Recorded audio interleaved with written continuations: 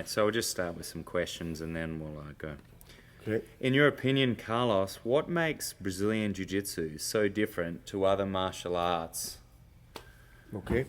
The way Brazilian Jiu Jitsu was originally created, based upon the learnings from the Japanese masters, Count Koma, who taught my late uncle Carlos Gracie, and then Helio Gracie and everybody else, and up to the generations of today, they always based the approach on reality. What can we do to keep the martial arts real in regards to practicing it in all aspects.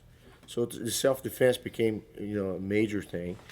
I think too Brazilian Jiu-Jitsu is a more relaxed martial art sometimes compared to styles that are more aggressive or more strike-based, because actually the more relaxed you are, the better you do.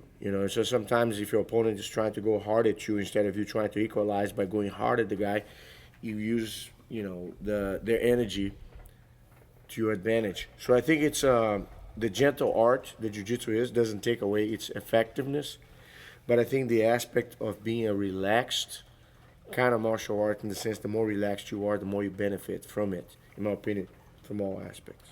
What other activities have you seen that complement jiu-jitsu? Like yoga? I think there's of course the wave of conditioning, of nutrition, of good vitamin and multi-mineral supplementation, a lot of knowledge on recovery, which I think accompanies, nowadays a lot of aspects of sports, oriented activities. People in the past, they used to train hard. I remember how I used to train, just like 6-8 hours a day, and I don't think I spent enough time doing the recovery as much as I think. I mean, I liked to take naps in Brazil. I think that helped. We had the structure when we kind of, were able to structure our schedule, that we had time to rest. But I think nowadays, especially with this number, for instance, if you're a competitor in jiu-jitsu, the number of tournaments there are, the amount of people competing, the intensity of the training, you do have to have a certain complement. I think, like for instance, a moderate weight training routine would be helpful to the muscles and the joints. I think the cardio, when you do a lot of running and a lot of other things, you have to be careful with the joints. I think I've tried both scenarios. I did a 12-week program with a professional trainer when I was a world champion in 2000, and I was comparable to the level of the professional football players and baseball players here in Texas, in regards to how far I went onto my overall fitness level. And I had all the supplements, I had the schedule and everything, I had the recovery. I took a lot of hot baths with Epsom salt. I took a lot of magnesium, to relax the muscles. And I was wise about my training, where I wouldn't compile all the jiu-jitsu, all the weight training, all the wrestling, all the other things that I did, all at the same time on the same day. If I had a heavy weight training session, I would go for a light spar or just technical training. The next day, I rest a little bit. Then the next day, I would go and do live training. I'll do technical training almost continuously.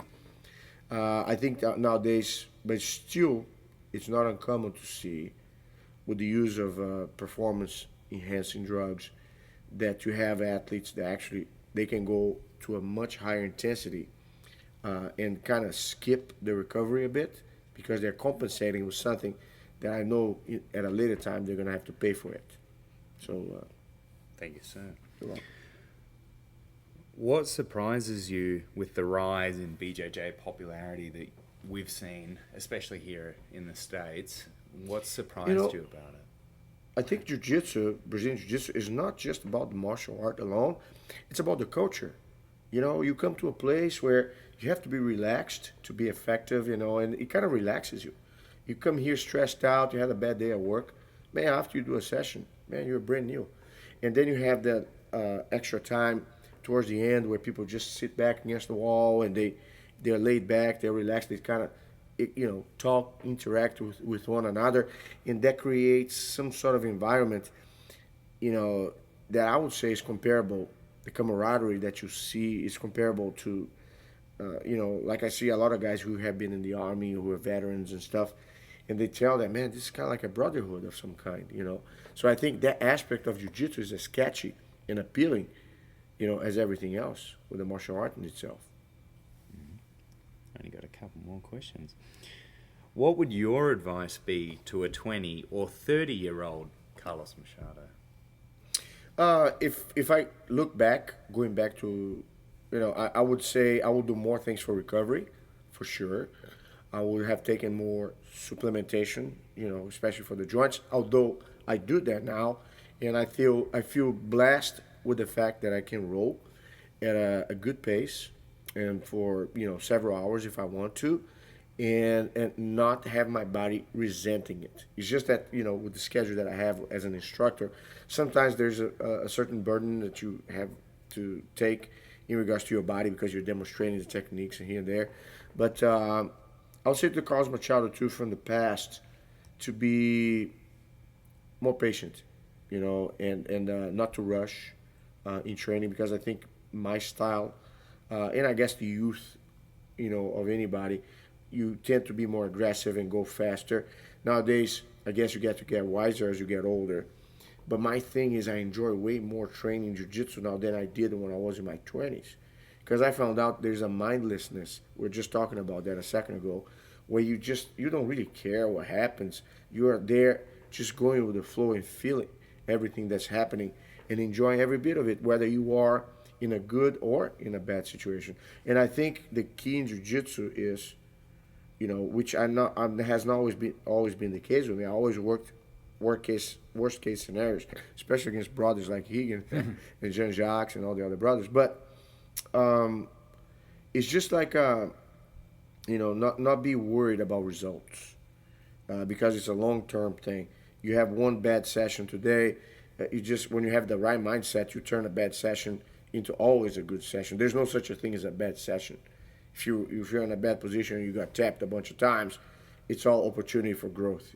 So your mind is okay with it. And it hasn't been the case when I was, let's say, in my 20s, and so I would always, it's common, with a lot of students. They think that if they get tapped, or if they get swept, or if they can't pass somebody's guard, if they can get out of side control, they have that level of frustration. When instead, you know what? How do I get better? How do I make this something good? That's the mindset.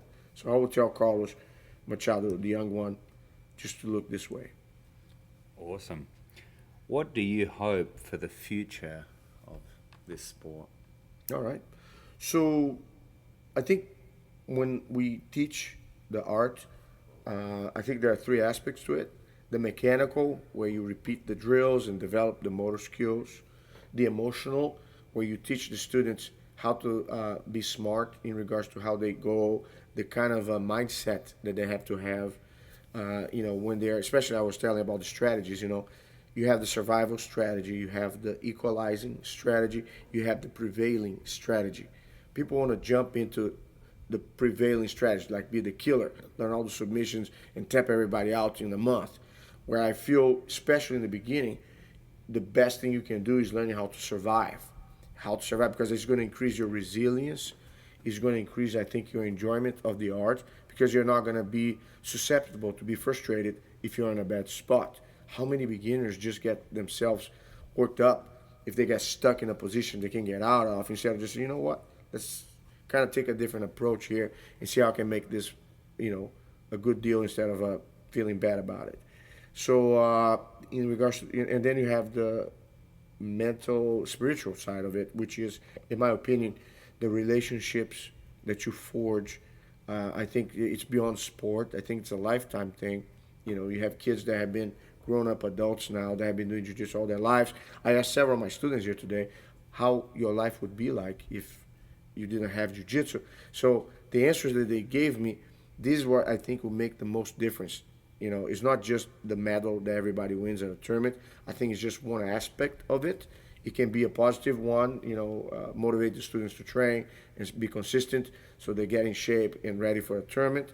Could be, beneficial for the school. If the students do well, it's a marketing kind of thing that happens and attracts more people to their gyms. But ultimately, you want to have an everlasting impact on the life of anybody that walks onto your mat, whether they are competitors or not, whether they win medals or not, just with the fact that you changed their lives in a positive way by giving them a different kind of motivation that they want to actually be better persons, better individuals, not necessarily attaining a title alone, but that doesn't mean that I'm discarding the value which I believe exists in the competition. Yes, sir. Tell us your greatest joy with jiu-jitsu over all these years, and All your right. biggest disappointment, maybe too. All right. I think the contrasts happen with your state of mind. Something that disappointed me back some time ago, long time ago, does not disappoint me now. I look back and I'm very much at peace. I wouldn't be the person I am today if I didn't have the joy and the disappointments, in the past. If anything changed, probably I wouldn't be the same person, So I wouldn't change anything that happened. I think the greatest disappointment that I had as a student, when I was a student of jiu-jitsu, was not to spend more time with some of my other cousins, be just under the influence of one and not experience the sides of some of the others. We're kind of like more concentrated on one side than the other. And also, not with the mindset that I have now, not to use some of that mindset then. But like I said, I wouldn't be able to be what I am today if everything that happened to me in the past was different. I think you're molded, in accordance with your experiences. The joy that I have is to find not a technique, but a concept that can take a student from just barely understanding how to make a move to grasping everything around that move and beyond. See, it's a matter of vision. If I can pass to a student the vision of what he has to see or focus on, it goes way beyond what happens on the mat. And for me, that experience, anybody that comes here, I see a transformation when they understand that there's no loss, no matter what happens on the mat. The way I look at it, it's always growth, no matter what happens. And when the students realize that, and you have to understand the level of maturity varies so much, when they are in alignment with this idea of understanding concepts, instead of just worrying about one technique here and another technique there, their experience changes altogether because and I think also when I see the students being health oriented, with all the people, like I said, the guy was telling a second ago, one of our students here that you worked with, he was saying he runs because he wants to have better stamina for jiu-jitsu. So the guy is doing something. They do different things in their lives, whether active or sometimes the way they program their lives, that they will have the time aside to do jiu-jitsu, and they can't wait. How many of the guys that I have, they might not have the best job in the world. They're not as happy with the job that they have, but they always have jiu-jitsu every night if they come. And they say a lot of times just the fact that they know, no matter how bad the day has started, you always end up well because they're going to be doing something they love doing, and they're going to be refreshed, by the time they're done. So that continuous renovation of their state of mind, and their wellness.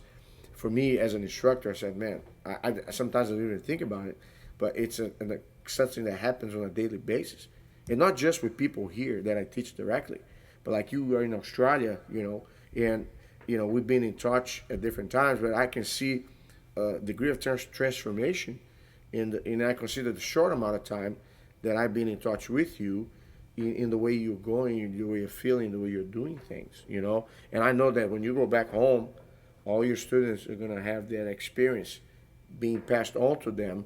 And for me, that's the joy that I see is like the multiplication, not the holding back. As an instructor, I don't hold back anything that I know. I think if I know anything, I want to share everything because I feel it makes me lesser, it makes me worse if I hold anything back. Because there's a whole thing about you're hiding something because you don't want to reveal a secret move so you can prevail against the students at different times. I think that's a lie that you're doing to yourself, because instead, by showing your students everything you know, including your secret move, he's going to be aware of it and make you work to improve upon whatever it is that you already have. And the evolution of the art, in my opinion, is more important than trying to sit on a chair thinking that you're the best guy in town. You know, because there's no such a thing.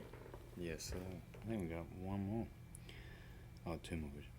If you were only allowed one submission for the rest of your life, what would it be and why? Man, I think I like that Kimura that we just worked today. The handless Kimura. Yeah. You know what I'm saying? That work on the elbows and the frames. I love Kimuras. You know, I think I can go without food if I can do a few Kimuras. You know, that's all good. I love that answer. Any people that you think we should be watching for in the sport, tomorrow's rising stars, maybe? Well, I mean, you have the standard ones that you've seen, like Buchecha, you know, Roger Gracie. I think he may have a comeback. You know, he's busy with his MMA career. You have the no-gi guys like Gary Tonin and Eddie Cummings, you know, and a few other guys, Dylan Dennis from New York. I'm not keeping up to date with too much of the guys that have competed recently. I do have, you know, my guys here competing here and there, but it's just that we're so busy building up the next generation that sometimes, you know, there's just so much we can focus upon. But I think, you know, those names right there are some of the guys that I think is going to still have a lasting effect, each on their own areas. You know, the gi and no-gi, you know, the Meta Morris and Eddie Bravo type of tournaments. I think it's a new addition to the sports scene, which can be entertaining. I think I like those formats, especially the Eddie Bravo one, that if there's a stalling or a draw, then you decide the match by putting the guys each taking their turns on bad positions, see who gets who. You know, I think it kind of gives more of a chance for the public to see things that they could or wouldn't be able to see on a regular tournament situation. Two more questions, Professor. Sure. The three, I know you'd have to think about this, but just name three of the toughest guys that you have rolled with in your life when you were young. Okay, so I mean, all my brothers are on the same I guess level in regards to difficulty. I would say, from what I remember, you know, Hegan, my brother Hegan, my brother Jean-Jacques, you know, my brother John, I mean, all the brothers, I guess, Hickson Gracie, you know, and, you know, those right there, that would be, you mean, the sacrifices and sweat I had to go through to just wrestle each of them, it was just like, whew, you know, but it was worth every minute. Did you ever get a chance to roll with Holes? Holes was already a master when I was too young. The time he passed, I was 16 years old. Oh. You know, and then he would just play with me and show me stuff, but never serious rolls, because, you know, it was just like he was too far above, you know, so I couldn't,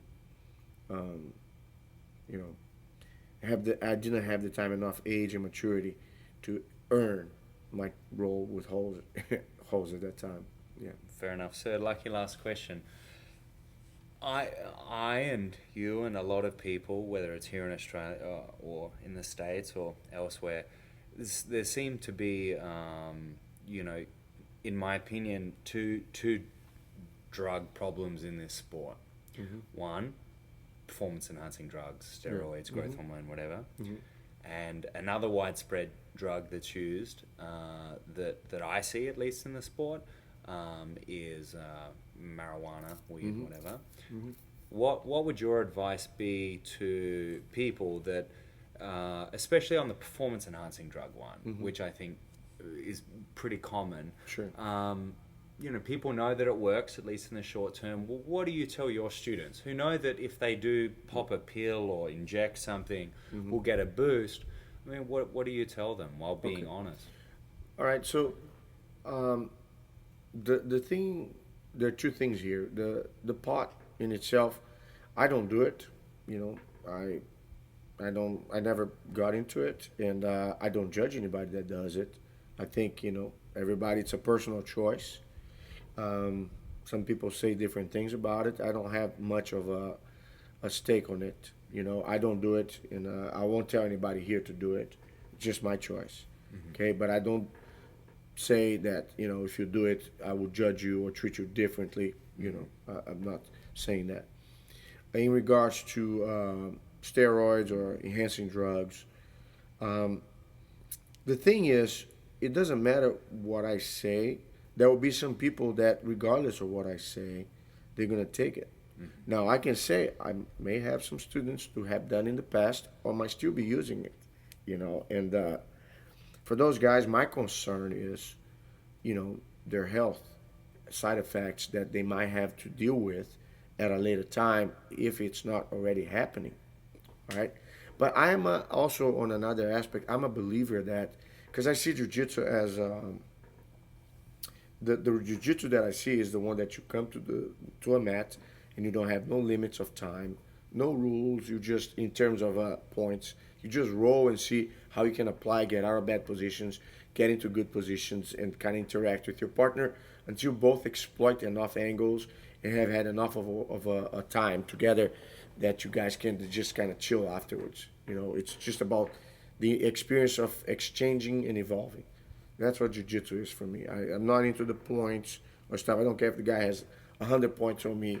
If I can escape from the mount 100 times, that counts more than submitting the guy. For me, I'm happier doing something like that. But with that said, the reason I'm mentioning this is I believe in the natural, and I believe in the power of the technique. Now, given the format of a tournament, if you have a person who doesn't take steroids with another one that does, you know, it's kind of like trying to ride a bull, you know, and you have to hold the bull while the bull is jumping, you know, and instead of 8 seconds, which is the rule here for you, if you're a cowboy running a bull, it's a 10-minute bull ride.